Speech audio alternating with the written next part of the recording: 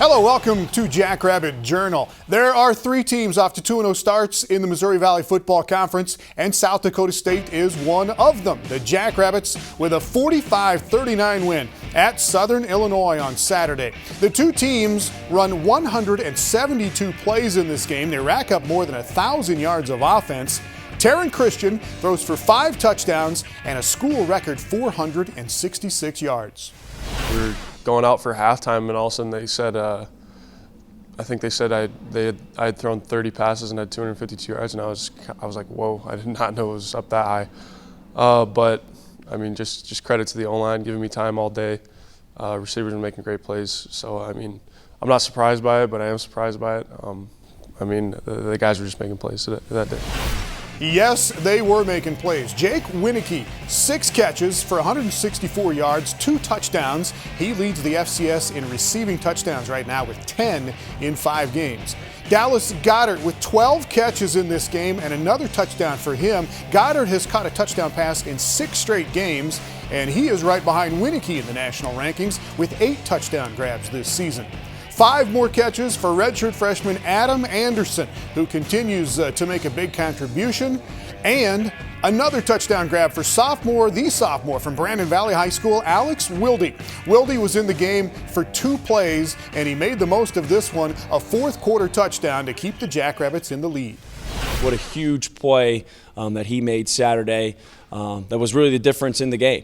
And he didn't play a ton of snaps. There were situations we wanted to get him in the game, and just the way it kind of panned out, it didn't work out that way. But then the situation came in the second half, and Alex won in the game, and he made a huge catch. And then his yards after the catch, kind of talking about those violent yards, being violent at the point of the catch, and that's really carrying over what you've done all week to Saturday. So that was a great job. Well, Alex Wilde has 3 catches this year. 2 of those have been for touchdowns. The Jackrabbit defense with 6 sacks on the Salukis in this game, 2 of those by Kellen Solik, and then 1 by Cole Langer on the Jackrabbits' last defensive play of the game. This was Coach Stig's favorite play of the game. We'll hear from him in a couple of minutes.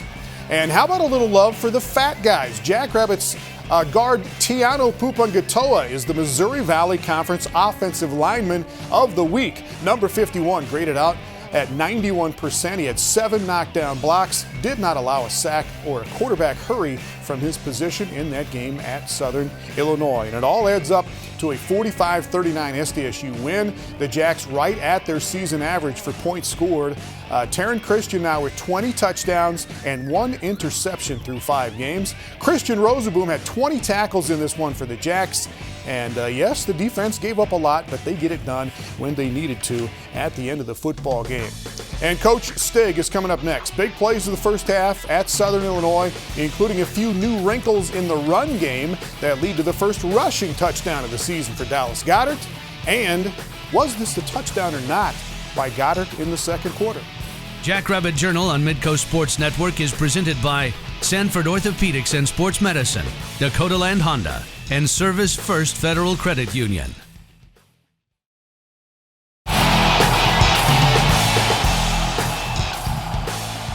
Welcome back. Well, here is the big question. Can the Jackrabbits keep winning offensive shootouts? Coach Stig jokingly calls this spread them out high-scoring stuff communist football, but I think he is okay with it as long as the Jackrabbits win. Do you remember maybe last year when you told us you weren't long for this world if games were going to end up 45-39? Are you feeling okay now? I do remember that. In fact, my whole family's like that because my wife came down to the field after the game and she says, I am too old for these types of games, so we're in it together. But you get a W. You give up 39 points and you get a win. You take a win and run there, don't you? You have to. There are negatives in a 35-0 victory. So you have to balance those with the outcome of the game and make sure your team doesn't relax, make sure they don't get down, whatever the situation is. All right, almost a 4-hour game. Lots of highlights. Let's get into it here. Big game again for Dallas Goddard and Jake Winicky and the SDSU passing game. And this first drive, 11 plays, 5 of them to Dallas Goddard. Yeah, I said Dallas looks tired. They reminded me, he said 5 catches and a run. So, he's a workhorse. He's a guy that you want to get the ball to. We designed some plays like that.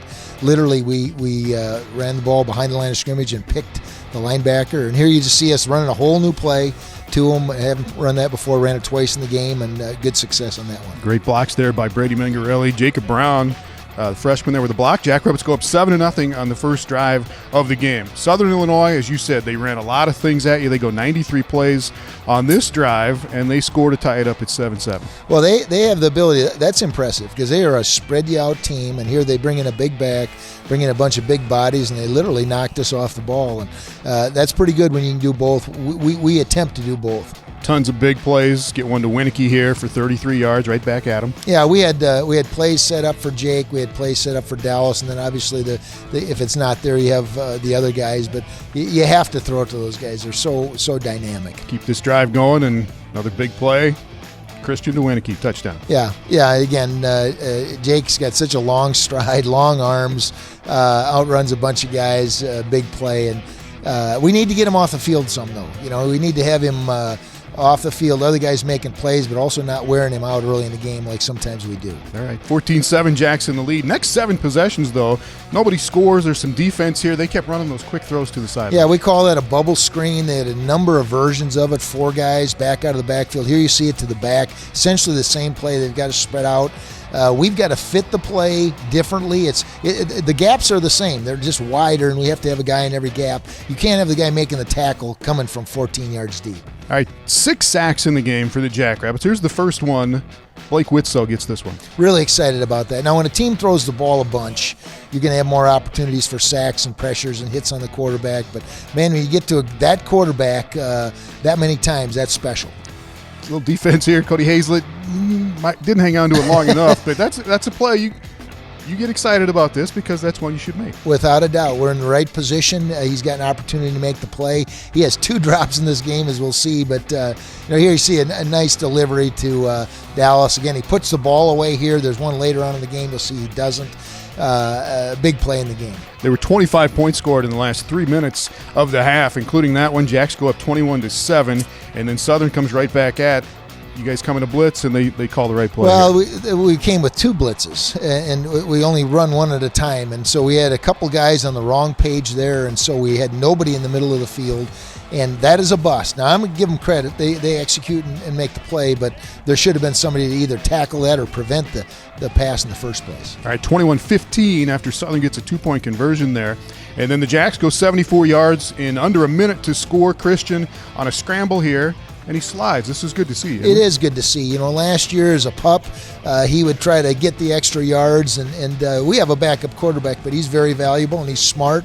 He's doing things right. Here's the one to Goddard you're talking about. Yeah, I think they call it a touchdown initially, and I think it is a touchdown. But again, we're going to get some points off of this, and they review all these plays, so we got to give it to the review guy. All right, and this is still the same drive here. Get a touchdown anyway, Christian to Jake Winicky again. Yeah, and here again, here's Christian using his feet. Jake working scramble drill, coming across the field, covering the ball up after seeing Dallas, and getting really some big points for us towards the end of the half. Jacks up 28-15, and then Southern drives here in less than a minute, and they get a field goal. Again, that slot screen. Again, same play, bubble screen, wrap up, keep them in bounds. Wrap up and keep them in bounds. The clock runs. Big play by them, though. I mean, that gave them energy going in, and it challenged us going into halftime. 28-18 at the half. You knew there were going to be. Did you think there would be a lot of points scored in this game? I knew that we can score a lot of points, and I know they're a spread offense. I didn't know what they were going to try to do. They had to run a lot more wildcat early in the game. They did it one time with their running quarterback. They'd done a lot more of that, which slows the game down, but they chose not to do that. Well, plenty more points coming up in the second half, and a little Jackrabbit defense, an incredible interception by Jordan Brown, and a handful of sacks by the Jacks to put it away at the end.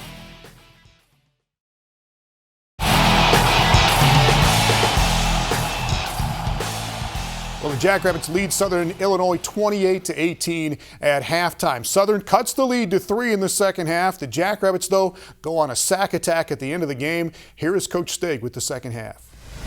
All right, Coach, get right into the second half here, and this is Southern Illinois' first drive, and Kellen Solik slips through there for a sack. Big play in the game, creates long yardage. He's got to learn to celebrate with his teammate, which he knows, but that's his first sack of the year, so it's a big play. You get excited about those things. I like that pure emotion. And then this is your first play of the half. This is a huge play. I mean, it is what they ran against us. Bubble screen to the running back, great blocking on the perimeter. Brady's a guy that he's done that so many times in his career. Big play in this football game. Yeah, that's kind of the Mengarelli signature so far, is catching it and taking it in for touchdowns. Jacks with a 17-point lead at 35-18, and then a lot more points coming here in the second half. Southern Illinois, their quarterback, this guy was a good player. Yeah, we've got a blitz. We've got it. He's a smart player. We've got an unblocked player, and he sees a little gap and knows when to run, when to throw it. A number of times in this game, he threw it to the running back after he got through the line of scrimmage. So here, we just got to fit that play. We've got guys there. We've got to widen out. One of our backers had to widen out, and I call that fifth grade football. Hand the ball to a guy, go tackle him. They used the width of the field, though, very well. They did, and they've got great speed on their football team. Here again, bubble screen. We overplay it. Micaiah Slade does a great job of being where he's supposed to be, and they execute great. And, another inch, he could have knocked that ball out, but give them some credit on that execution. All right, here's another play. It's kind of an elevator door. Get it out to the wide guy, and he goes in for a touchdown. Yeah, again, we call them all bubble screens, grab cloth there, wrap up. In fact, I told them pregame, grab flesh. I wanted to see flesh underneath your fingernails so they weren't breaking tackles. We're just struggling tackling the ball right now. All right, a couple quick touchdowns. They make it 35-32, and then this is an amazing interception by Jordan Brown. Huge play, a three-step drop. He breaks on it. I don't know how it ended up on his chest. We'll see it here in the replay, but he tips it. He goes down, the ball comes down on the field, and he's got the great concentration to hang on to it. That is a huge play based on where they had the ball on the field. 8 interceptions for the Jacks. No points on that drive, though, after the interception. Fourth quarter now, Southern Illinois has it here. Christian Rosaboom had 20 tackles in the game. 20 tackles, and I thought we defended their run very, very well. This is a huge play again in the game. They're kicking a long field goal, and Kellen Solik gets the block because that was to tie the game, I believe, and so huge play, momentum for us. Keeps it 35-32. Jacks still in the lead, and then a touchdown here to Alex Wilde. Well, we talked last week about how Connor Landberg rose up and made a big play, didn't get a lot of throws to him, and Alex played 2 plays in this football game. This was one of them, and he rose up, and that wasn't a great throw. It was a little behind him, a great concentration. I love guys like that. They're ready to go. They don't hang their head, and a huge impact in the game. Second touchdown of the season for Wilde. Jacks go up 42-32. SIU right back at him. A couple of big plays here for 30-plus yards. No, that's great execution again. Anthony can play his hands a little bit better, try to get it out of there, but good play by the quarterback. Here we overplay the bubble. They run a wheel route off it, and we got to be in position. I do like the way our guys hustled down there, kept them out of the end zone, and they had to score on third down, so proud of the effort of our guys. Here you see they're scoring. It wasn't an easy score. We just got to hold the line of scrimmage there, and maybe they have to kick a field goal. All right, it's 42-39. Jacks still in the lead here with about 7 minutes to go in the ball game. And Southern Illinois will get the ball back again here with 7 minutes to go, down by 3. And it's third down, and Kellen Solik with another sack. Yeah, again, great push inside. Great job of containing on the outside. We lost contain a couple times. There you see him get excited, but not quite excited. And big play. A sack is always a huge play in a football game. This is the Jacks' next drive. Christian to Winnicky for 46 yards. Anytime you get Jake one-on-one with a corner and get him on the outside, it's not an easy play, but it's a pretty good percentage. And that is not an easy throw or an easy catch, but Jake and Taryn do a good job of it. Big field goal here in your mind, right? Go up by 6 points. Huge. It's a 3-point game. Now it's a 6-point game. Now you got to score a touchdown. Your game plan changes. You got to use your whole field. So really appreciate those points. All right, up by 6, 2 minutes to go, and Southern on 3rd and 6 here, and they call Jordan Brown for a hold down there at the bottom. No comment. All right, yeah. I think Jordan had him stuffed there on the line of scrimmage, was not holding him, but just essentially funneling him, and he couldn't get up the field, and so be it. Drive stays alive, and then Cody Hazlett again. Oh, and he's nervous now because of what happened, and that's why we preach play in the present. Forget the past. People call it have a short memory and make that play game's over, but we're going to make a play that game's over. All right, this is third down. 2 more big plays by the defense. Blake Witzel, Austin Smende in on the sack here. Again, a couple of young guys, great pressure. You saw the line going back. They're tired. We're tremendously tired. I love how we rotate our D-line. Here's my favorite formation, Cole Langer laying on their quarterback at the end of the games. Great penetration, great energy. Those guys played their tails off. They had 90-some plays in the game, so you know those D-linemen were tired. 6 sacks in the game, including that one by Langer, and then here's victory formation. And that is our favorite formation. We practice it every week, and it's fun to talk to those guys. They had some fireworks going, so they turned the lights off on us, but I didn't have much to say after the game. We know we can play better. I know that. There's more than 1,000 yards of offense. Fireworks kind of appropriate, I guess. But again, it goes back to we give up 500 yards and 39 points, but we get a win on the road, and that's a big deal. You get a win. You correct the things you can correct. Not everything in football you can just snap your fingers and change. And they chose to run a certain offense that's a little harder for us. We'll adjust to it, and we'll be better next time. Well, up next, the Jacks go to Fargo this Saturday to try and take down the mighty Bison, which can be done but has not been done for quite some time. Some Dakota marker history and how the Jacks can turn that around coming up next.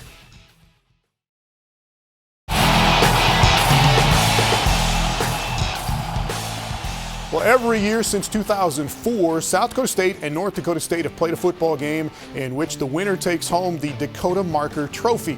And for the last 6 years, that thing has stayed in Fargo, North Dakota. The all-time series is 8-4 in favor of the Bison, although the Jacks reeled off 3 straight wins in a row from 07 to 09. But since 2010, North Dakota State has come out on top every time, 6 in a row. And let that sink in for a moment. Carson Wentz and the Bison beat the Jacks 28-7 in Brookings last year, and they did it like they have done to almost everybody in the last 5 years, with a powerful run game and a nasty defense. Remember, the Jacks had -4 yards rushing in that game last year. So how do you finally slay the dragon and kill the giant and beat the Bison? Well, it isn't just power, and it's play action pass off of power, but their bread and butter play is power. And you have to be firm at the line of scrimmage. You have to fit it right, which means you usher it to an unblocked player, and then you got to tackle. And that's football. That's the way football started, and that's what we're going to have to play this week. They're 5-time defending national champs. They're a good team. They deserved it. They've proved it in the last years. So we're nowhere in for a battle, but we're going to go in there and we're going to play our hearts out, and we're going to give them everything we got. We do need to play perfect any game. I mean, that's the goal. But we've been great in penalties. We've been great in turnovers. Our offense has been really good. We're facing a whole different offense, so our defense is going to have to rise up and defend the run initially and then be able to react to pass. Well, not going to get a whole lot of hype out of the Jackrabbits this week. They know the history. They know the challenge coming up. And there is some admission that they have put too much hype on this game in the past. So it is very much keep your mouth shut and take care of business, that kind of mentality this week in Brookings. Both teams are banged up like everybody else, but relatively healthy. However, North Dakota State already without their great linebacker Nick DeLuca, who is out for the year. And the Jacks will be without linebacker Dallas Brown this Saturday. He injured his lower left leg in that game at Southern Illinois. So the Jacks and the Bison, 2:30 Central Time kickoff this Saturday at the Fargo Dome. Well, when we come back, past and present Jackrabbit players taking time on Sunday nights in Brookings to mentor a very energetic group of 1st through 5th graders in FCA flag football. Jackrabbit Journal on Midco Sports Network is presented by Sanford Orthopedics and Sports Medicine, Dakota Land Honda, and Service First Federal Credit Union.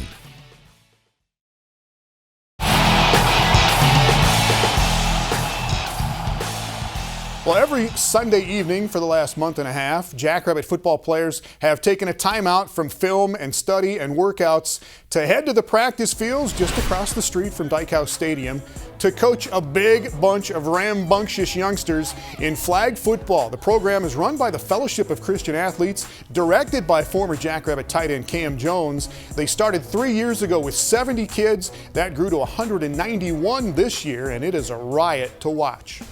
Most of the time it's just trying to get them lined up in the right place. You can tell them to go right and they'll go left, but it's fun. It's fun for them to get out here and just learn more about the game. Do you guys pay attention when you're playing, or do you mess around a lot? Yeah, we pay attention. We try and have the most fun we can. What do these SDSU guys try to teach every week? Just try to work hard, have fun, That's probably it. Do they know what they're talking about? Are they good coaches? Yeah, a lot of them are really good. Just trying to teach kids how to love football and play it.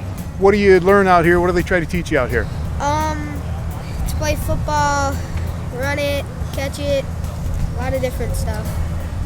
Do you have a favorite one of those? Do you have a favorite position when you're out there playing? I like wide receiver, and I like quarterback. Those are my two favorites. What do you like about it? That I get to run. Do you like playing running back or quarterback, or what? Running What do you back. like the best? Running back. Why? Because I get to run. Do you have a favorite Jackrabbit player? Brady Mangarelli, probably. Why? I like that he's a running back. He's really nice. That's one of the things we talk about here is using your platform, and that everybody has a God-given platform. And as athletes, these kids look up to you.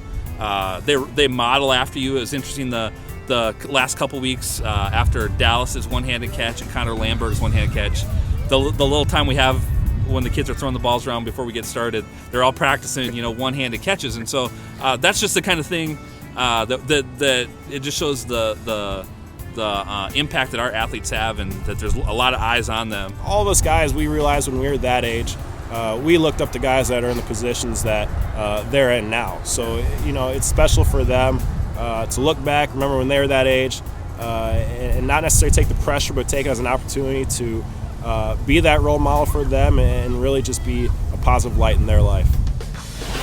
And they finish up the season this Sunday with games at Dana J. Dykhouse Stadium. See you next week.